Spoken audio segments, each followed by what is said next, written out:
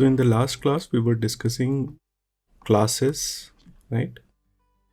So let us continue the discussion and let us see the physical meaning of what do you mean by class?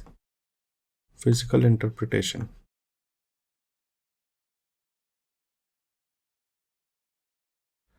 So by now, if you have worked out classes for NH3 molecule and C4V molecule, which we were discussing in the previous class, so if you have worked out the classes for these two molecules, you must have realized that classes are the group elements that are equivalent in nature. Intuitively, I must say at this point, they belong to one class, right? So for example, C3 and C3 square, they seem equivalent and then they belong to same class. 3 sigma V's of NH3, they belong to one class. So what do you mean by equivalent symmetry operations? So let us see. Because if we can identify equivalent symmetry operations, we can simply group this equivalent symmetry operations in one class and we don't have to actually calculate all the similarity transformations for individual group element, right? That will be easier. So equivalent symmetry operations are those operations which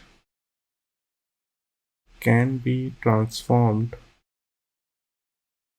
I'll give you two definitions for this. Into each other by a third operation in the group. So what do I mean by saying that? Let's say if we are considering NH3 molecule, the point group is C3V. So C3 and C3 square are equivalent symmetry operations. That is, effect of C3 or effect of C3 square can be interconverted between each other by a third symmetry element. So let us, without wasting time, let us see what do I mean by that. Let me write down NH3, 1, 2, 3. So let's operate C3 on this and we will also operate C3 square. Okay, so here C3 square. So C3 anti-clockwise will give you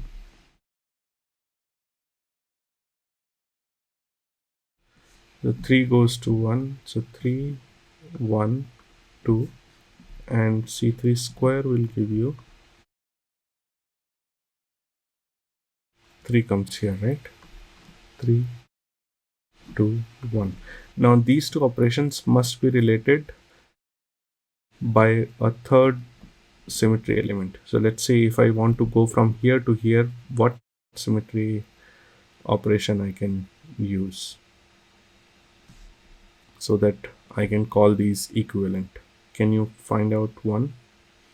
So if I do, so I can say that this is C3. In this case, actually, this is the same, but these two are basically the effect of the two are still interrelated by an element in the group. Similarly, here also I can go by,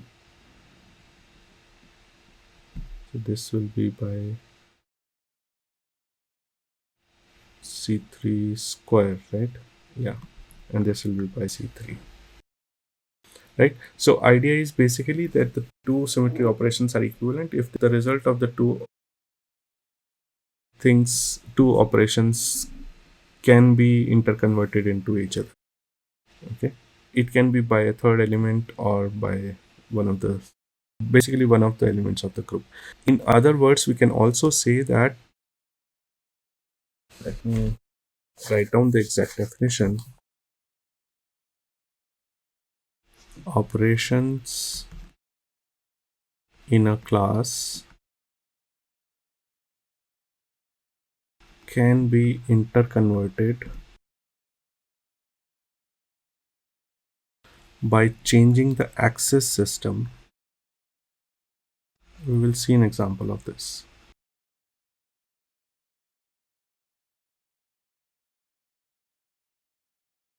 Through application of some symmetry operation of the group. So let us consider C4 viewpoint group. So what I'm saying is operation in a class can be interconverted by changing the access system through application of some symmetry operation of the group. So the meaning is, so let us consider C4 and C4 cube, which belong to same class. We should have all worked out by now. So the effect of let's take the coordinate system. Okay, so x y minus x minus y. Okay, this is the axis system. Axis system I would call as A.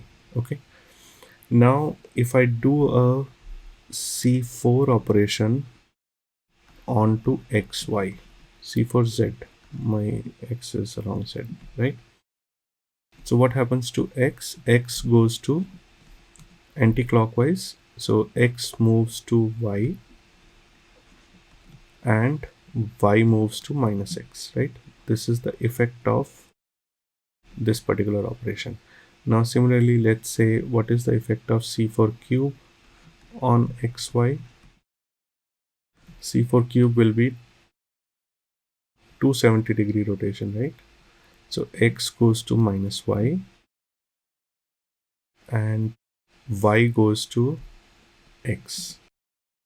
Okay, now let us say that if we change the axis system so that by one of the elements, which is sigma d1, this is the plane sigma d1. Sigma d1 is part of this C4V group.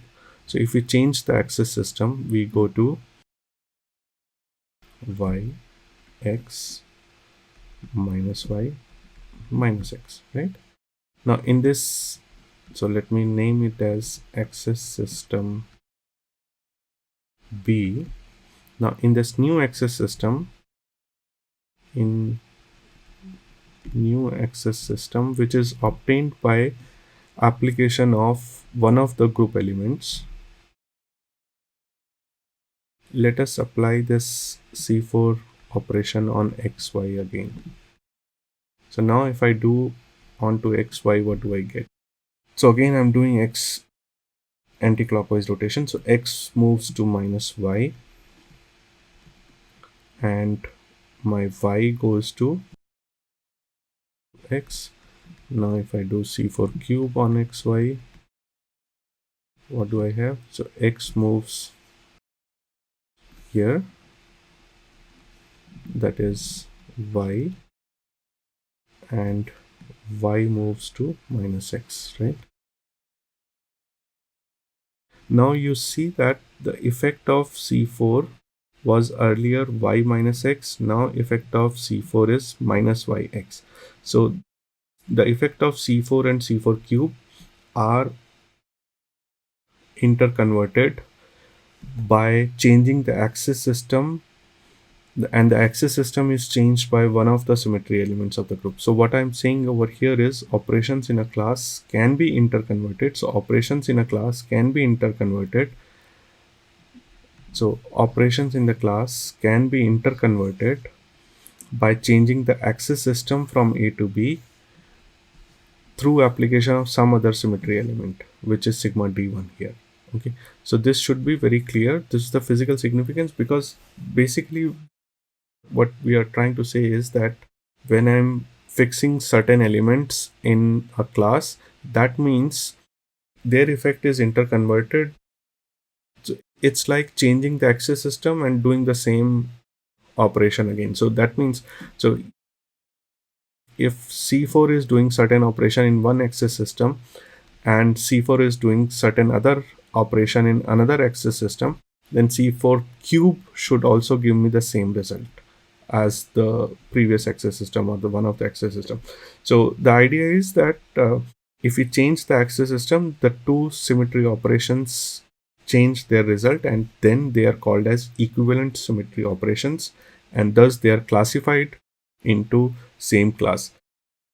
Now we have understood the physical significance, we know how to classify, and now we will see later that why this is so important, why finding elements which belong to one particular class is so important. That we will see in matrix representation, but that will come maybe in one or two lectures later.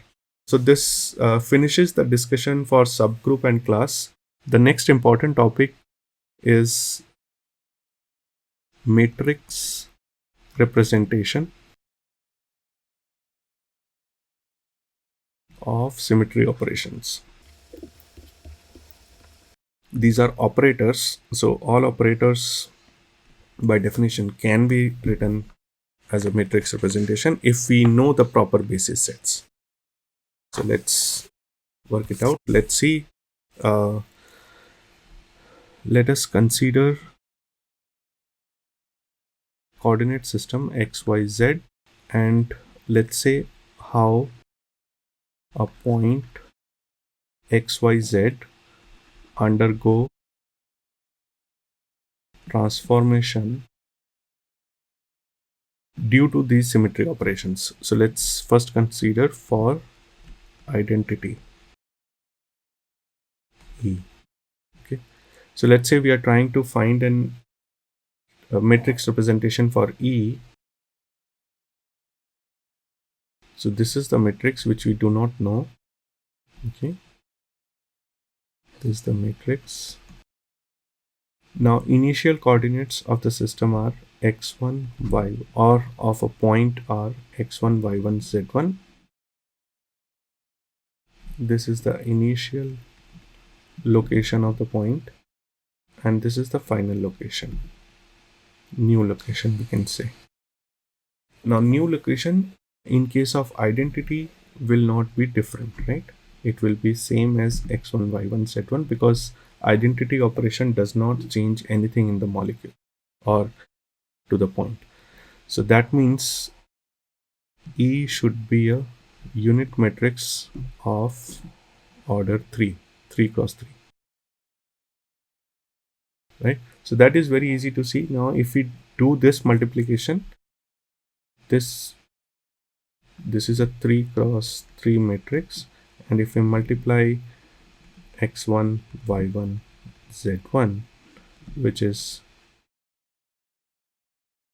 3 cross 1, so what we will get is a 3 cross 1 matrix, right?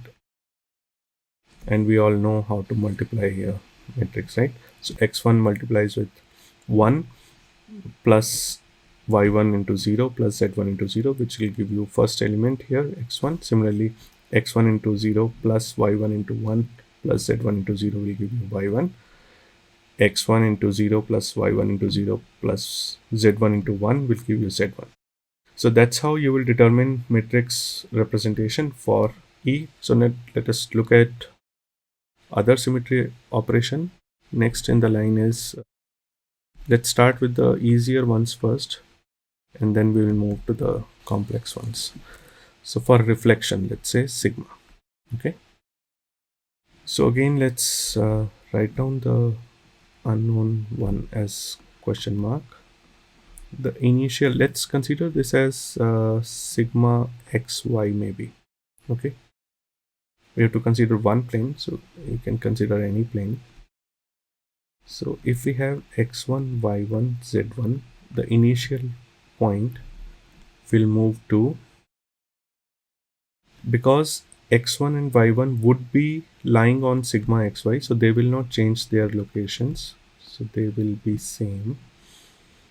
Then z1 will move to minus z1. Z1 will go to minus z1, right? So that means what do I have as matrix for sigma xy? because x1 and y1 are not changing anything, they will be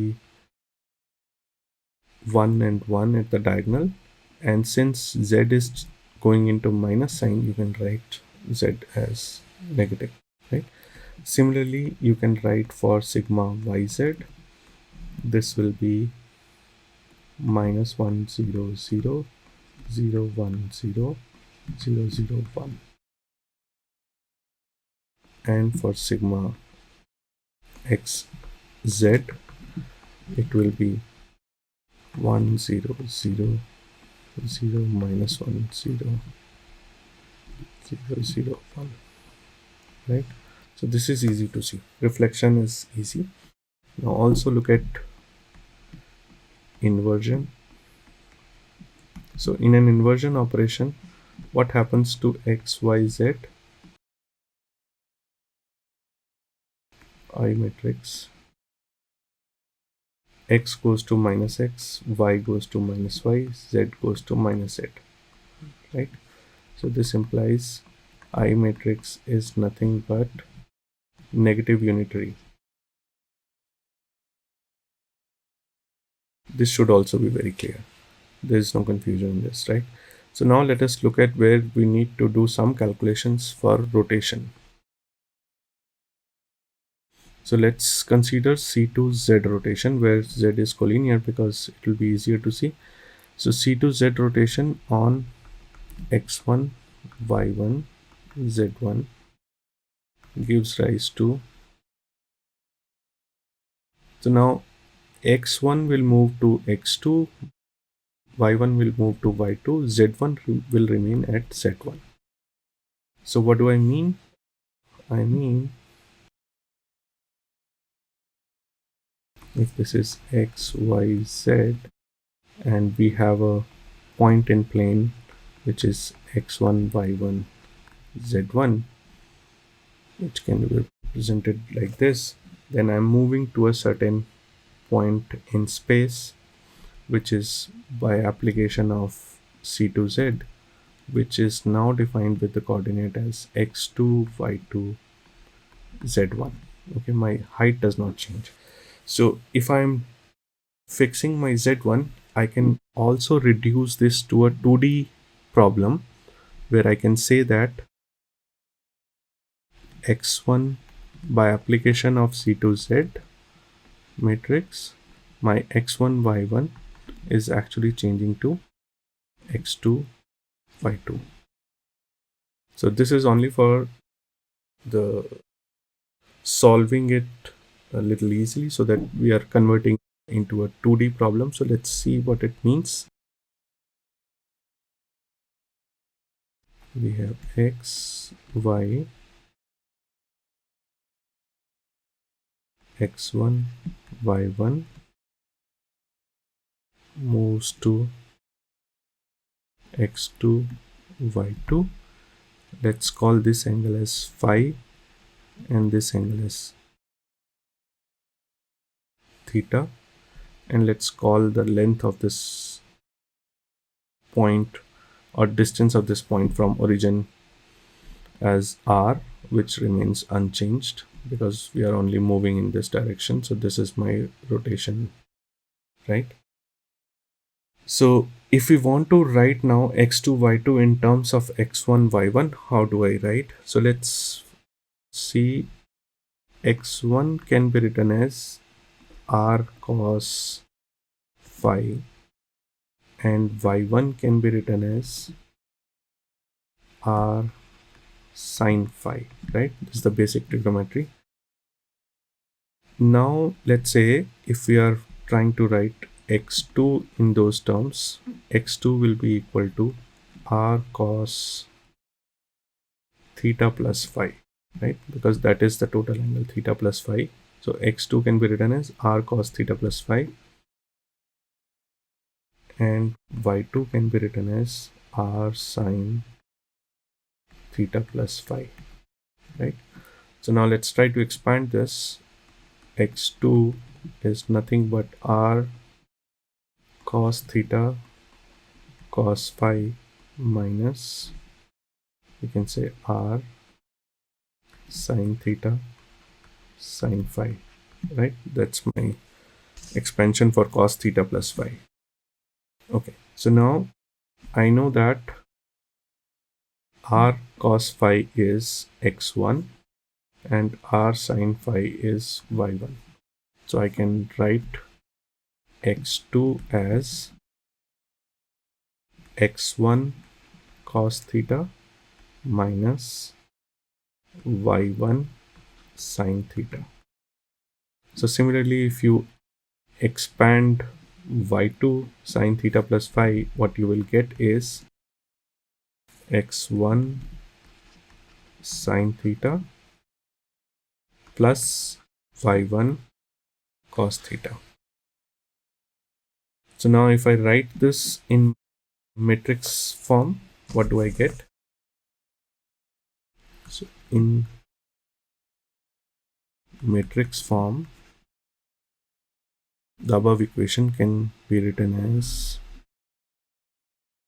cos theta minus sine theta, and we have sine theta cos theta into x1 y1, which gives me x2 y2. Okay, so now again introducing the z-axis in the system, which is not changing, so we can say this implies that cos theta minus sine theta 0, sine theta cos theta 0, 0, 0, 1. Right, I'm only extending the whole thing into third dimension, which is z, which does not change.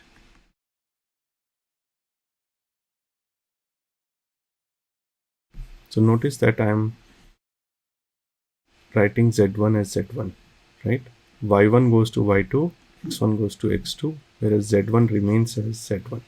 Okay, so that means this implies that this particular matrix is my representation for C2Z. Now I can take any angle or CNZ, right? This is not, we have not explicitly said any angle here. So this is for CNZ. Let me also correct it in the previous one here. So let's say this is CNZ. All right. So now if I want for C2Z, what I will have to do is my theta will be 180 degree, right? So accordingly, the values of cos theta and sin theta will be placed here, and that will be the matrix for C2Z. Similarly, if I want C3Z, my angle will be now 2 pi by 3, right? And then if it's C4Z, it will be 2 pi by 4, and so on and so forth. So you can easily calculate rotation matrix or matrix representation for any kind of rotation. Okay. Now next is for improper rotation, which is SNZ. So we all know that improper rotation SNZ can be written in terms of CNZ into sigma xy, right? So sigma xy, because that sigma is perpendicular to CNZ, so that has to be very clear. If we are taking our rotation axis along z axis, then the sigma has to be the perpendicular plane. Now if we can obtain this matrix easily, because we know that the matrix representation for this as well as this. So let's just multiply the two matrices. So we have cos theta minus sin theta 0, sin theta cos theta 0, and we have x and y unchanged, and z goes to minus z, right? So the only difference we will have is that we will have rest everything same,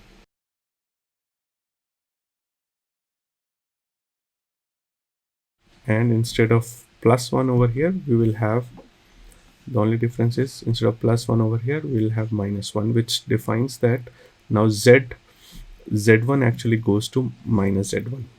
Okay, for improper rotation. Okay, and x1 y1 will still go to x2 y2, whereas z1 will go to minus z1. That is the meaning of improper rotation. Okay, so that should be very, very clear. So if that is clear, we will move to how to write matrix representation. In next class, we will see how to write matrix representation for various point groups. Okay, so that's all for today. So thank you.